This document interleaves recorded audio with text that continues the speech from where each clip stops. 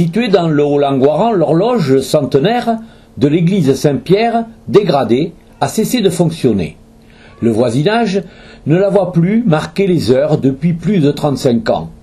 Homme de défi, Jean-Louis Torguet, président de l'association État-Vie, a décidé avec ses bénévoles de sortir de sa léthargie cette horloge et son histoire. Et cette horloge, elle est arrivée grâce aux dernières volontés de Marguerite Abaud, qui Marguerite Abaud était la fille du général Abaud, qui habitait la maison Rateau, qui s'appelle la maison Rateau, en face de l'église. À savoir que cette Marguerite Abaud est morte de maladie à 35 ans et a demandé dans ses dernières volontés d'offrir une horloge à la commune. Le général Abaud s'est mis en charge de faire fabriquer une horloge. On suppose qu'elle a été installée courant 1917, ce qui fait que ça fait un siècle maintenant. Révisé par un horloger amateur passionné, Tony Fedrigo, le mécanisme de l'horloge égrène de nouveau le temps qui passe.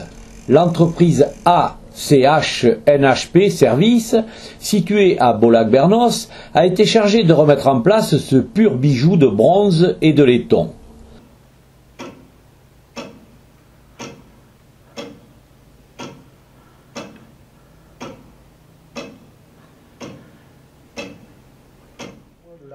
Spécialistes de la restauration, Frédéric et Nicolas ont dû remettre à neuf le cadran extérieur détérioré par des pistoleros qui l'ont criblé de balles. Un petit peu toutes les cômes, rectifier un peu le... Parce que là c'est du cuivre. C'est du cuivre bombé et émaillé. Ouais. On a récupéré les baguettes. Ça, c'est les baguettes de séparation entre les... Ah oui, entre les secteurs. Là. Entre les cartouches. Voilà. Ah, d'accord. Entre les cartouches. Ouais. Ils ont fait ça avec une peinture un petit peu classique. Ouais. Le problème, il y a des morceaux qui se défont et d'autres beaucoup moins. Ouais. On a tout le lettrage à refaire. Ouais. Et une fois qu'on aura fait le lettrage, on aura quelque chose de chouette. L'horloge de l'église Saint-Pierre va de nouveau marquer les heures.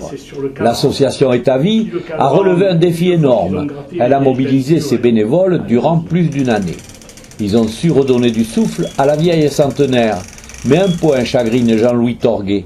En 100 ans, les mentalités ont bien évolué. On ne peut pas choisir l'heure à laquelle on la fait sonner. À savoir que si on décide de la faire sonner toutes les heures ou toutes les demi-heures, ben elle va sonner. Mais elle va sonner aussi et la nuit et le jour.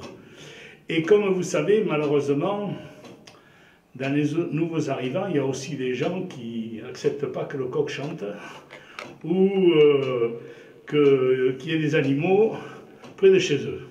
Donc on a décidé de ne pas faire sonner les cloches avec ce système mécanique. L'église a un système électronique qui peut faire sonner les cloches dans la journée ou quand on le programme, mais sur ce système mécanique, on ne peut pas. Mission accomplie. Le président peut être fier du travail de ses troupes. L'inauguration de cette restauration, le 16 septembre, lors des Journées du patrimoine, rehausse l'initiative et l'activité de ces bénévoles qui ont entièrement à ce jour financé l'opération.